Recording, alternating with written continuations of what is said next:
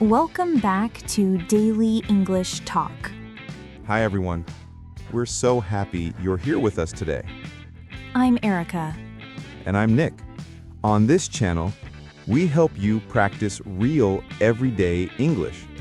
Today, we are going to learn how to talk about making friends and socializing. This is a very important topic for connecting with people. Please remember to like this video and subscribe to our channel for more English practice. It really helps us. Let's get started. So, Erica, let me ask you something. Are you an extrovert or an introvert? That's an interesting question. I think I'm somewhere in the middle. I enjoy spending time with people, but I also need time alone to recharge. What about you? I'm definitely more of an extrovert. I get energy from being around people. I love meeting new people and having conversations. That's a great quality. It probably makes it easier for you to make friends. Maybe. But I think anyone can make friends if they know how to approach people and start conversations. I agree. Speaking of making friends, where do people usually meet new friends? Well, there are many places. You can meet friends at school or university. That's where most young people make their first friends. Right. You're in classes together, you study together, you spend a lot of time together, so friendships naturally form. You can also meet friends at work. Your colleagues can become good friends over time. That's true. I've made several good friends through work. We started as coworkers and became close friends. What other places can you meet people? You can meet people through hobbies and interests. If you join a club or group that shares your interests, you'll meet like-minded people. Like-minded means people who think similarly to you or share your interests, right? Exactly. For example, if you love reading, you can join a book club. If you like sports, you can join a sports team. I joined a photography club last year, and I met some really interesting people there. That's great. You can also meet people at social events, like parties, concerts, festivals, or community gatherings. And nowadays, many people meet friends online through social media, apps, or online communities. Yes, technology has made it easier to connect with people who share your interests, even if they live far away. But meeting people is just the first step. The hard part is actually starting a conversation. Erica, do you find it easy to start conversations with strangers? Sometimes yes, sometimes no. It depends on the situation and my mood, but I've learned some techniques that help. What techniques? Well, the easiest way to start a conversation is with a simple greeting and introduction. You can say, "Hi, I'm Erica. Nice to meet you." And the other person will usually respond with their name. "Hi, I'm Nick. Nice to meet you too." After introductions, you need to keep the conversation going. You can ask simple questions to learn more about the person. What kind of questions? Questions about their background, their interests, or the situation you're in. For example, do you live around here? Or what brings you to this event? Those are good conversation starters. Let's practice. I'll pretend we're at a coffee shop and we're sitting near each other. I'll start. "Excuse me, is this seat taken?" No, it's free. Please sit down.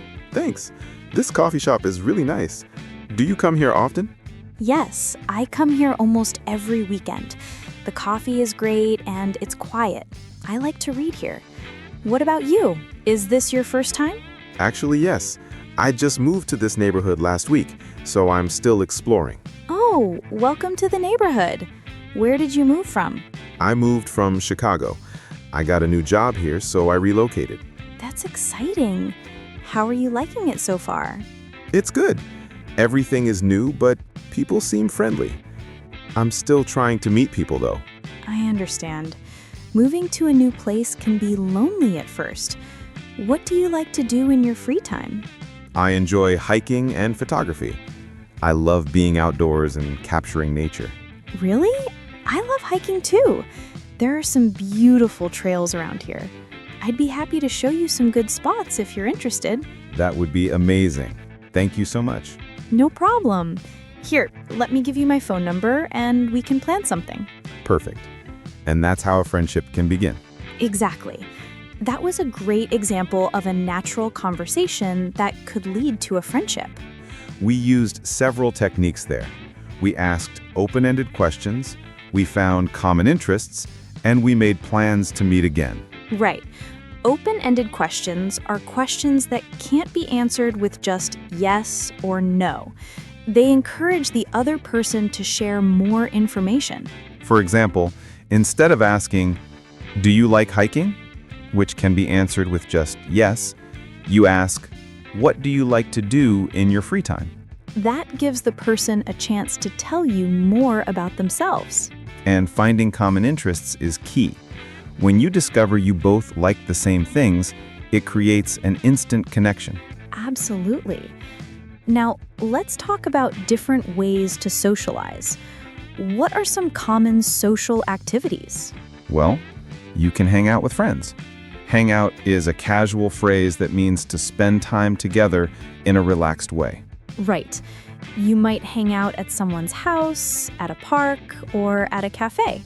You just talk, relax, and enjoy each other's company. You can go out for meals together. Having lunch or dinner with friends is a classic way to socialize. You can go to the movies together, see a concert, attend a sports game, or visit a museum together. You can have a party or gathering at your home. You can invite people over for a dinner party, a game night, or a barbecue. I love hosting dinner parties. It's a great way to bring people together.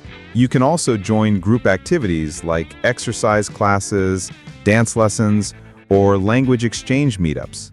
Those are all wonderful ways to socialize and strengthen friendships. Now, let's talk about maintaining friendships. Making friends is one thing, but keeping friendships strong requires effort. That's so true. What do you think is important for maintaining friendships? I think communication is the most important thing. You need to stay in touch with your friends. Yes, you can call them, text them, or meet up with them regularly. Even a simple message like, "Hey, how are you doing?" shows you care. I agree. I try to check in with my close friends at least once a week, even if it's just a quick text. Another important thing is being a good listener. When your friends talk to you, really listen. Don't just wait for your turn to speak. That's great advice. People appreciate when you genuinely care about what they're saying. Also, be supportive. When your friends are going through difficult times, be there for them. And celebrate their successes too. When something good happens to them, be happy for them. Exactly. Good friends support each other through both good times and bad times. Another important aspect is being reliable. If you make plans, keep them. Don't cancel at the last minute unless it's an emergency. Yes, reliability builds trust. Your friends need to know they can count on you. And be honest. Good friendships are built on honesty and trust. But be kind in your honesty. You can be truthful without being hurtful. That's a good point. Now, what about making small talk? Small talk is light, casual conversation on non-serious topics. Small talk is actually very important. It's how many conversations begin, especially with people you don't know well. What are some common small talk topics? The weather is the classic small talk topic. You can say, "Beautiful day today, isn't it?" Or, "It's really cold outside." You can talk about current events or news, but it's better to avoid controversial topics like politics or religion with people you just met. Right. Safer topics include sports, movies, TV shows, or weekend plans. You can ask about someone's job. What do you do for work? Is a very common question. Or you can compliment something. I really like your jacket. Where did you get it? Compliments are a great way to start conversations. People usually respond positively to sincere compliments. Just make sure your compliments are genuine and appropriate. Of course. Now, let's talk about body language and social cues. These are nonverbal signals that are important in socializing. Body language is how you communicate without words, through your posture, facial expressions, and gestures. When you're talking to someone, it's important to make eye contact. It shows you're interested and paying attention. But don't stare. That can make people uncomfortable. Just maintain natural eye contact. Smile when appropriate. Smiling makes you appear friendly and approachable. Stand or sit at a comfortable distance. Not too close, which can feel invasive, and not too far, which can seem cold. Nod your head when the other person is speaking. It shows you're listening and understanding. And pay attention to other people's body language too. If someone is looking away, checking their phone, or giving short answers, they might not want to talk. That's a social cue that you should politely end the conversation. Right. Being socially aware means reading these signals and responding appropriately. Now, what about ending conversations politely? You can't talk forever, so how do you exit a conversation gracefully? Good question. You can say, "It was really nice talking to you, but I should get going." Or, "I don't want to take up too much of your time. Let's keep in touch." You can also use an excuse if needed. "I need to make a phone call," or "I should get back to my friends." And if you want to see the person again, you can say, "We should hang out sometime. Can I get your number?" Or, "Are you on social media? Let's connect." Those are all polite ways to end a conversation while keeping the door open for future friendship. Exactly. Now, let's talk about some challenges people face when making friends and socializing. One common challenge is shyness. Some people feel nervous or anxious about talking to new people. Shyness is completely normal. Many people feel this way. The good news is you can overcome it with practice. Start with small steps. Practice talking to people in low-pressure situations, like chatting with a cashier or asking someone for directions. Another challenge is fear of rejection. People worry that others won't like them or will reject their friendship. That fear is understandable. But remember, not everyone will become your friend, and that's okay. You just need to find the right people. Exactly. Quality is more important than quantity. A few close friends are better than many superficial friendships. Some people also struggle because they're too busy. They don't have time to socialize. That's a real challenge in modern life. But you have to make time for friendships. They're important for your mental health and happiness. Even if you're busy, you can send a quick text, have a short phone call, or meet for coffee for 30 minutes. Small efforts add up. Your friends will appreciate any time you give them. Another issue is maintaining long-distance friendships when friends move away. Technology helps a lot with this. You can video chat, send messages, and share photos to stay connected. And when possible, visit each other or plan trips together. Long-distance friendships can work if both people make an effort. You know, Erica, we've covered so much useful information today. Should we review the important vocabulary? Yes, let's do that. Let's help everyone remember these key words about making friends and socializing. Okay. First, extrovert. An extrovert is a person who is outgoing and gets energy from being around other people. And introvert is the opposite. An introvert is someone who is more reserved and gets energy from spending time alone. To socialize means to spend time with other people in a friendly way, talking and doing activities together. A conversation is a talk between two or more people where they exchange ideas and information. Small talk is light, casual conversation about everyday topics like weather, sports, or weekend plans. Like-minded means people who have similar interests, opinions, or ways of thinking. To hang out is a casual phrase meaning to spend time with friends in a relaxed way. A gathering is a social event where people come together, like a party or meeting. To keep in touch means to maintain contact with someone through calls, messages, or meetings. An open-ended question is a question that requires more than a yes or no answer and encourages detailed responses. Body language is nonverbal communication through gestures, facial expressions, and posture.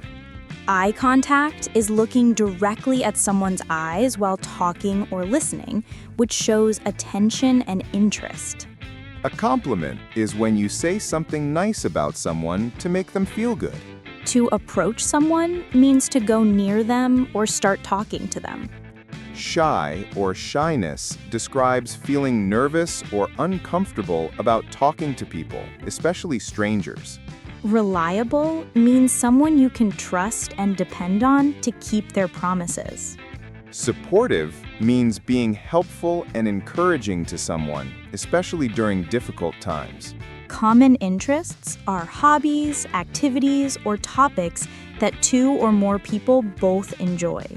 A friendship is a close relationship between people who like and trust each other. Those are all essential words for talking about making friends and socializing. If you learn these words and practice using them, you'll be much more confident in social situations. Absolutely. Now let's review everything we discussed today. We started by talking about being an extrovert or introvert and how personality affects socializing. We discussed different places where people can meet new friends, like school, work, clubs, events, and online. We talked about how to start conversations with strangers using greetings, introductions, and open-ended questions. We practiced a conversation scenario at a coffee shop and showed how a friendship can naturally develop. We talked about finding common interests as a way to create connections with people. We listed many different ways to socialize, like hanging out, going out for meals, attending events, and hosting parties. We discussed how to maintain friendships through communication, being a good listener, being supportive, and being reliable. We explained the importance of small talk and gave examples of safe, common small talk topics. We talked about body language and social cues like eye contact, smiling, and reading other people's signals.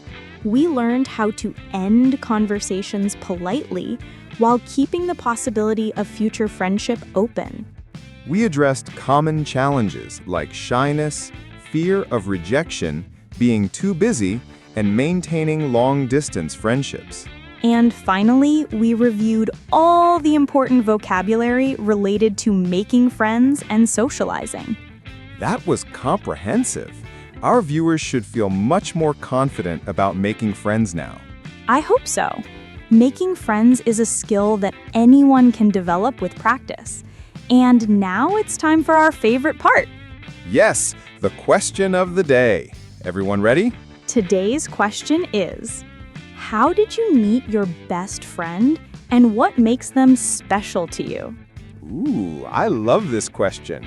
So viewers, we want to hear about your best friend. Tell us the story of how you met. Where were you? What happened? And tell us what makes this person special. Why are they your best friend? For example, I met my best friend in high school. We were in the same chemistry class. How did you become friends? We were lab partners for a project. At first, we just talked about schoolwork, but then we discovered we both loved the same music and books. We started hanging out after school, and our friendship grew from there. What makes her special to you? She's special because she always listens to me without judging me. She's honest, loyal, and she makes me laugh even when I'm feeling down. We've been friends for 15 years now. That's beautiful. True friendship is precious. My best friend and I met at university. We lived in the same dormitory. What happened? One night, I was cooking dinner in the shared kitchen, and I accidentally set off the fire alarm. Everyone was annoyed, but he just laughed and helped me clean up the mess. So he was understanding and helpful from the beginning. Exactly. After that, we started hanging out more. We both loved video games and movies, so we'd spend hours together. What makes him your best friend? He's reliable and supportive. He's been there for me through good times and bad times. We can talk about anything, and he always gives me honest advice. I trust him completely. Those are wonderful friendship stories. Now, viewers, we want to hear yours. How did you meet your best friend? Was it at school, at work, through mutual friends, online? What makes your friendship special? Is it their sense of humor? Their kindness? Their loyalty? Please share your story in the comments below. We read every single comment. You can write something like, I met my best friend in college. We were roommates. She's special because she always supports my dreams. Or, I met my best friend at a soccer game. He's special because he's always honest with me and makes me laugh. Any answer is wonderful. Sharing your story is also great practice for your English writing. So don't be shy. Tell us about your best friend in the comments section. All right, let's wrap up. Today we learned how to talk about making friends and socializing in English. We learned important vocabulary, useful phrases, and practical techniques for meeting people and building friendships. We hope you feel more confident now about making friends in English-speaking environments. Remember, making friends takes practice. Don't be afraid to start conversations and put yourself out there. Thank you so much for watching and learning with us today. We really appreciate your time. If you enjoyed this lesson, please give it a thumbs up and share it with your friends who are learning English. And don't forget to subscribe to Daily English Talk and turn on notifications so you never miss a new video. We create new lessons every week on practical topics to help you speak English naturally and confidently. So, from both of us, Keep learning, keep practicing, and keep making wonderful connections. goodbye everyone. Bye. See you next time.